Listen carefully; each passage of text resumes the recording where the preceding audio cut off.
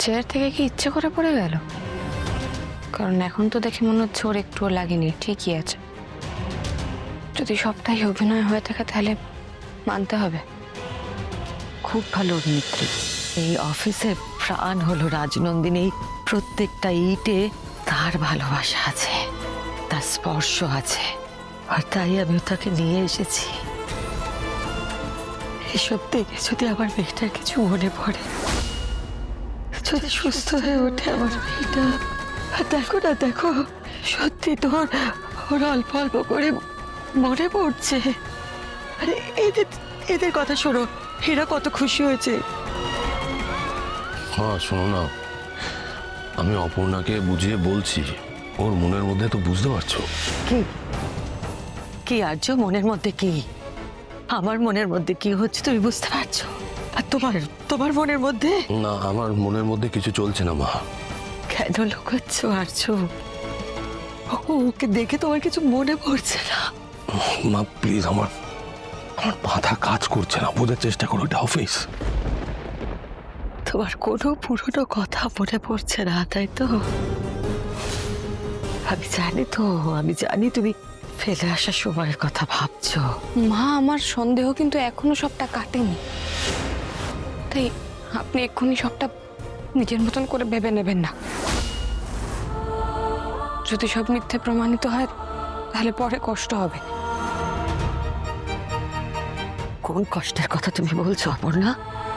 কষ্ট কাকে বলে তুমি বোঝো? মা, আপনি এভাবে অপর্ণা, অপর্ণা প্লিজ, অপর্ণা দাঁড়াও। স্যার, আপনারা সবাই আবেগের বসে কথা বলছেন, আপনারা কেউ যুক্তি দিয়ে ভাবতেই চাইছেন না। ঠিক আছে, এখানে এসব কথা বলার জায়গা নয়, প্লিজ বোঝার চেষ্টা করো। স্যার, আপনারা সবাই বিশ্বাস করতে শুরু করেছেন ওকে রাজনন্দিনী বলে, আর এটাই ভয়ের। আমি আমার চোখের সামনে আমার নিজের মানুষগুলোর সাথে এরকম হতে দিতে পারি না। ডিএনএ টেস্ট যাই বলুক না কেন, আমিও সিসির কাছে প্রমাণ করে দিয়েছি যে ও ফেক, ও আমার দিদি হতে পারে না। অর্ক, আমি তোমার কথা শুনেছি, আমি বারবার বলছি এখানে এইসব কথা বলা যায় না। তুমি তোমার কেবিনে যাও, আমি পরে আবার কথা বলবো। দাদা, তুমি সিসির কথা কেন বিশ্বাস করছো না? কেন করছো না? আচ্ছা, ও তো জ্যাককে চিনতে পারে না, আমি তো বলছি ও আমার দিদি নয়। আর মা, তুমিও ভুল করছো, তুমি ভুল করছো। ও কিন্তু এদিকে এসো, এইদিকে এসো, ভালো করে দেখো, ভালো করে দেখো ওকে। ও আমার দিদি হতে পারে না, ও নকল, ও ফেক। অর্ক, থামো, তুমি থামো। ও ফেক, ও ফেক। অর্ক, শান্ত হও, শান্ত হও, শান্ত হও। ছাড়ো আমাকে ছাড়ো বলছি, তারা আমাকে, আমি এক্ষুনি প্রমাণ করে দেবো যে ও নকল, ও আমার দিদি নয়। অর্ক, এই, ও আমার দিদি নয়, অর্ক, ব্যথা, ছেলে ফেলে দিল আমায়। তুমি আমার দিদি হতে পারো না, তুমি ফেক ফেক ফেক, তুমি নকল, তুমি নকল।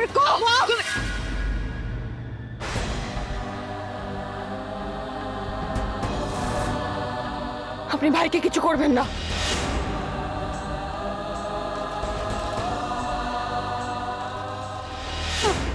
অর্ক, দাঁড়াও, দাঁড়াও তুমি। আমি কিন্তু না, তোমাকে না মা, ভাইকে কিছু বলবে না, ওর গায়ে হাত তুলবে না। দিদি,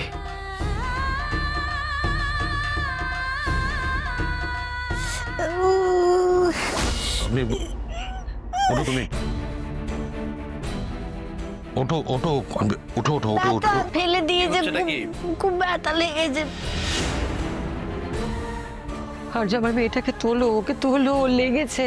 হ্যাঁ ওঠো। এই আপনারা কেউ একজন সেক রুম থেকে স্টাফদের ডাকুন তো। ওকে সেক রুমে নিয়ে যান, রেস্ট নিতে বলুন।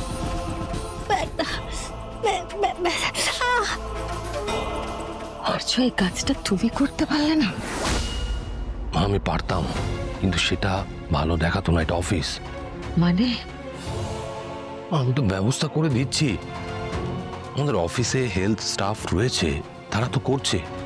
ওনারা যেটা ভালো মনে করবেন সেটা করবেন, তুমি চিন্তা করো না। আর্য, ও তোমার স্ত্রী। মা প্লিজ, তবে সমস্যা কোথায়? আমি দোটানায় আছি, আর আমি বাড়িতে তোমাকে বলেছি ও আমার স্ত্রী নয়। এখন সবার সামনে যদি আমি ওকে হেল্প করতে যাই, অনেক প্রশ্ন উঠবে, সবার মনে কৌতূহল তৈরি হবে, সেটা ঠিক নয়। তুমি তুমি এত কিছু ভাবার আমি এত কিছু ভাবছি না, ভাবার মতো অবস্থায় নেই। ভাবতে পারলে ভালো হতো, তাই কোনো হঠকারী সিদ্ধান্ত নিতে চাইছি না। সব থেকে বড় কথা, অপর্ণা এখানে আছে। হেলথ স্টাফরা থাকাকালীন আমি এই মেয়েটাকে সাহায্য করছি, এটা কি ভালো দেখায়? তাহলে তুমি এখন তোমার বর্তমান স্ত্রীকে নিয়েই ভাববে, তাই তো? আমি ভাববো না তো কে ভাববে আমাকে বলো? এমনিতেই এই সব কিছুর মাঝখানে পড়ে আমি অনেক ভুল সিদ্ধান্ত নিয়েছি, ভুল আচরণ করেছি অপর্ণার সঙ্গে, সেটা ঠিক হয়নি। আমি তো একমাত্র আছি ওকে নিয়ে ভাবার মতো।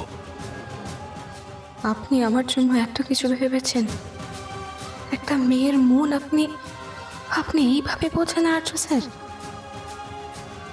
তাই ভাবো আর্য, তুমি শুধু অপর্ণার কথাই ভাবো। আমি বললাম তো, আমি ছাড়া কি ভাববে বলো? ওর কথা কে ভাববে? কি আছে ওর? বোঝার চেষ্টা করো একটু। আমিও ভাবছি আমি সিসের দলে। না না, দেখ অর্ক, এখানে কোনো দল নেই। এখানে একটাই দল, আমাদের পরিবার, আর কোনো দল নেই। আর তুমি মায়ের সঙ্গে এইভাবে কথা বলতে নেই, মায়ের কষ্ট হয়, প্লিজ।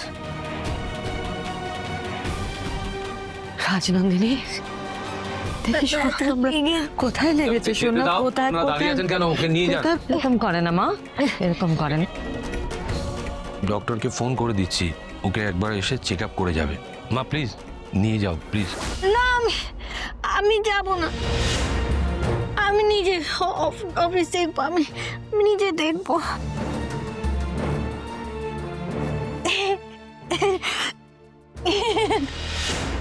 এই তো তুমি কাঁদছিলে, বলছিলে তোমার ব্যথা লেগেছে, এখন সব ঠিক হয়ে গেল?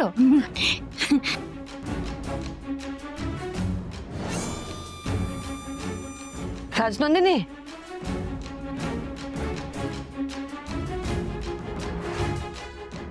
দাদা আমার কিছু ভালো লাগছে না। আমি আমার কেবিনে যাচ্ছি। শান্ত যাও।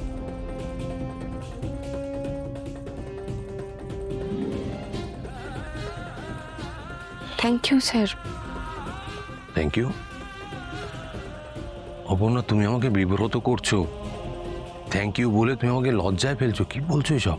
একা একটা বিশ্বাস আঁকড়ে ধরে বসে আছি স্যার, তবু আপনি আমার পাশে থাকলেন, ভালো লাগলো।